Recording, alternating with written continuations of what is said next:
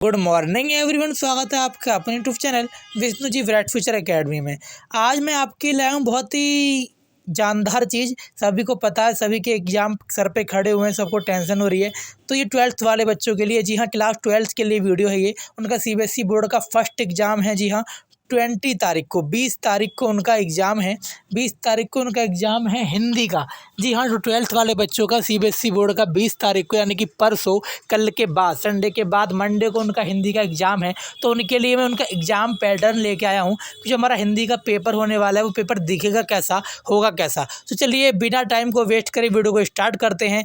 जी, हमारे जो हिंदी का पेपर है, जो हमारा हिंदी का पेपर है बेटा, वो 2 सेक्शन में डिवाइड है, खंड आ और खंड बा, सेक्शन ए और सेक्शन बी।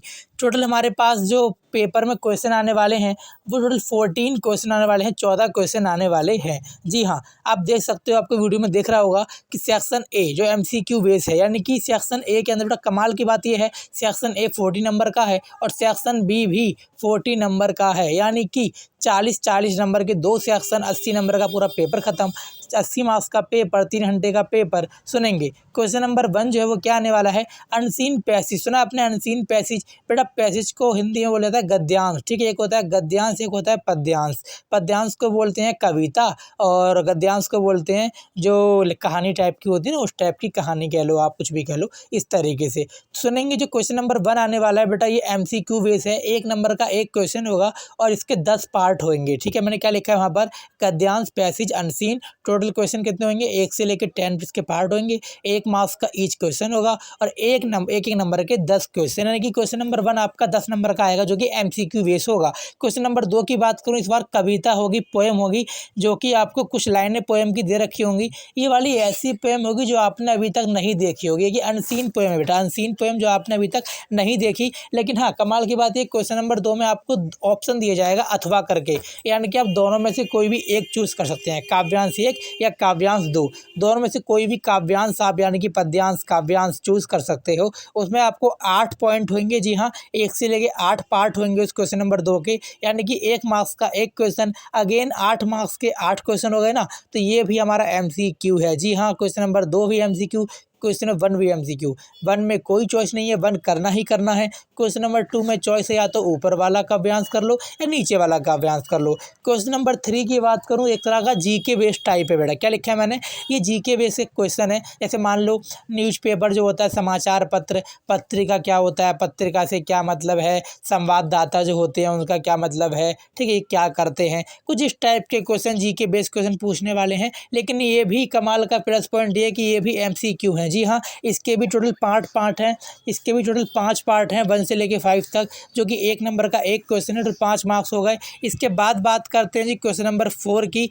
ये भी जो क्वेश्चन नंबर 4 है, ये भी एक कविता होगी जी आपके सामने, जिस कविता को आपको, इस कविता के भी 6 पार्ट होंगे। हाँ जी, 1 से लेके 6 पार्ट होंगे। ये भी 1 मार्क्स का एक क्वेश्चन, यानी कि 6 मार्क्स फिर से MCQ आ गए। क्वेश्चन नंबर 5 की बात करूँ, इस बार कविता ना होकर गद्यांश होगा। कुछ लाइन लिखी होंगी आपके सामने 50-100, उस लाइनों को पढ़ के, 50 मतलब 50 लाइन समझ लो, 50-100 वर्ड समझ लो आप। इस वर्ड को 1 से लेके 6 तक इसके पार्ट होंगे, यानी कि 1 मार्क्स का एक क्वेश्चन। तो क्वेश्चन नंबर 5 भी आपका 6 नंबर का MCQ बेस्ड क्वेश्चन होगा। जी हाँ, मैं सेक्शन ए की बात कर रहा हूँ अभी तक, और सेक्शन ए पूरा का पूरा कितने मार्क्स का है जी, पूरा का पूरा 40 मार्क्स का है। बात करते हैं क्वेश्चन नंबर 6 की, जो कि सेक्शन ए का लास्ट क्वेश्चन होगा, खंड आ का लास्ट क्वेश्चन होगा। ये भी MCQ बेस होगा, ये हमारे चैप्टर से होगा। जी हाँ, ये चैप्टर से क्वेश्चन गिवन होगा यहाँ पर, 1 से लेके 5 पॉइंट, यानी कि अगेन फिर से 5 क्वेश्चन, 1-1 मार्क्स के 5 क्वेश्चन, यानी कि 5 मार्क्स का ये सबसे लास्ट वाला पार्ट। इस तरीके से हमारा क्वेश्चन नंबर 1 से लेके क्वेश्चन नंबर 6 तक, ये सभी क्वेश्चन बेटा MCQ बेस हैं।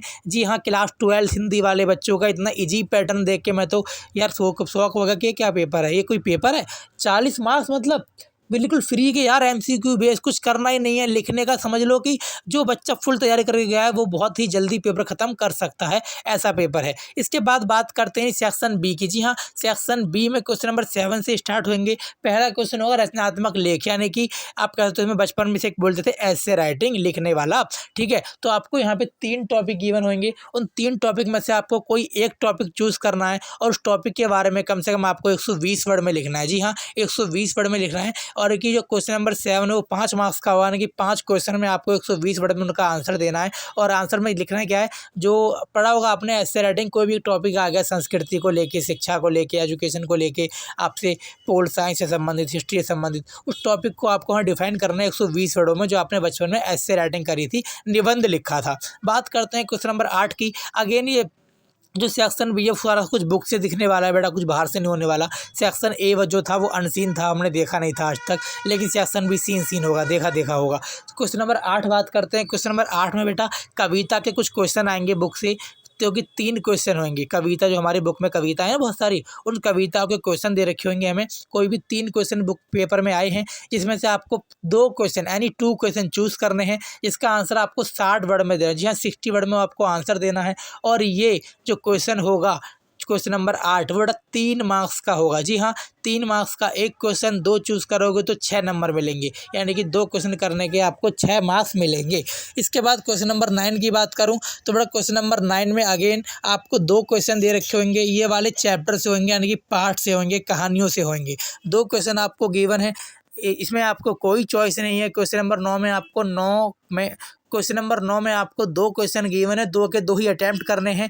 3 नंबर का एक क्वेश्चन है और 2 क्वेश्चन के मिलेंगे आपको 6 मार्क्स। जी हाँ, क्वेश्चन नंबर 10 की बात करते हैं। क्वेश्चन नंबर 10 में बेटा आपके फिर से या तो चैप्टर या पोयम, दोनों में से मिक्स क्वेश्चन आने वाले हैं, तो दोनों में से उठा के दे देंगे 3 क्वेश्चन। इसमें भी आपको चॉइस दी गई है। क्वेश्चन नंबर 10 में आप इन 3 क्वेश्चनों में से यानी 2 क्वेश्चन चॉइस कर सकते हैं। कम से कम 40 वर्ड में आपको उसका आंसर देना है। लेकिन ये जो क्वेश्चन होगा क्वेश्चन नंबर 10 वो बेटा आपका 2 मार्क्स का होगा, यानी कि 4 नंबर आपको इसमें मिलेंगे। बात करते हैं क्वेश्चन नंबर 11 की। जी हाँ, 14 क्वेश्चन आने वाले हैं, क्वेश्चन 11 पे आ चुके हैं। वीडियो को लाइक करना ना भूलें। आगे बढ़ते हैं जी। क्वेश्चन नंबर 11 जो है काव्यांश वाला पार्ट है। अगेन बुक से जो है कविता आने वाली है। ये बहुत अच्छा क्वेश्चन लगा मेरे को, बहुत ही बेहतरीन क्वेश्चन लगा।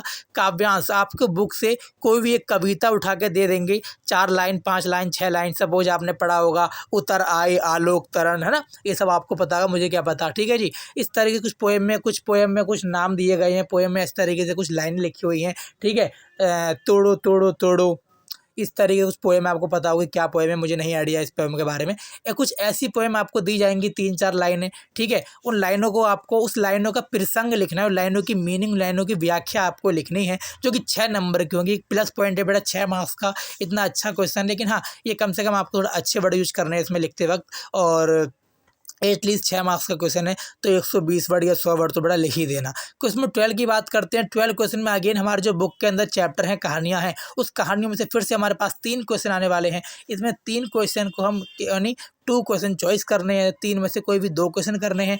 और ये 2 क्वेश्चन हम करने वाले हैं, उन 2 क्वेश्चनों का टोटल 4 मार्क्स के 2 क्वेश्चन, यानी कि 1 मार्क्स, यानी कि 2 नंबर का एक क्वेश्चन, यानी कि 2 क्वेश्चन करने मिलेंगे आपको 4 नंबर क्वेश्चन नंबर 12 में। बात करते हैं जी प्रश्न नंबर 13 की, 13 क्वेश्चन नंबर की। इसमें बेटा क्या है, अगेन ये 6 मार्क्स का क्वेश्चन है, फिर से एक बड़ा क्वेश्चन 6 मार्क्स का, जिसमें करना क्या है बेटा, जैसे क्वेश्चन नंबर 11 में आपको कविता की कुछ लाइन दी गई थी, यहाँ पे आपको आपकी कहानियों की, जो कि बुक से होंगी, बुक की कोई भी कहानी, कोई भी पैराग्राफ लिख के दे देंगे। उस पैराग्राफ को लिखा आपको मिलेगा, और उस पैराग्राफ में ज़्यादा मान लो कि 50 वर्ड लिखे होंगे, यानी कि 4 लाइन 6 लाइन लिखी होंगी। उस 6 लाइनों को पढ़ के उसे आपको, और 6 लाइनों को पढ़कर उसका ब्रीफली आंसर, उसको व्याख्या करनी है प्रॉपर तरीके से, उसको बढ़ा चढ़ा कर लिखना है। उस कहानी को जो है 6 लाइनों को आपको समझ लो कि बड़ा करना है। ठीक है जी, इसे कहते हैं गद्यांश का जो है प्रसंग लिखना, व्याख्या करना। ये हमारा 6 मार्क्स का है। बात करते हैं जी लास्ट क्वेश्चन की, क्वेश्चन 14 की। जी हाँ, हमने 1 से लेके 14 तक सारे क्वेश्चन डिस्कस कर लिए हैं। क्लास 12 का CBSE बोर्ड वाले बच्चे हैं, वीडियो को शेयर कर दो, हर जगह फैला दो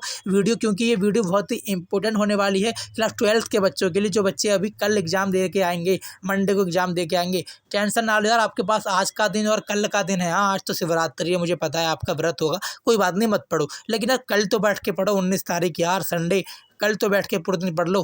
कौन नहीं कहता कि एक दिन में हम तैयारी कर सकते हैं यार, एक दिन 24 घंटे बहुत टाइम है, आप कर सकते हो। ये अंधे अभी तक कुछ नहीं किया, वो अभी कर सकता है, डोंट वरी अबाउट इट।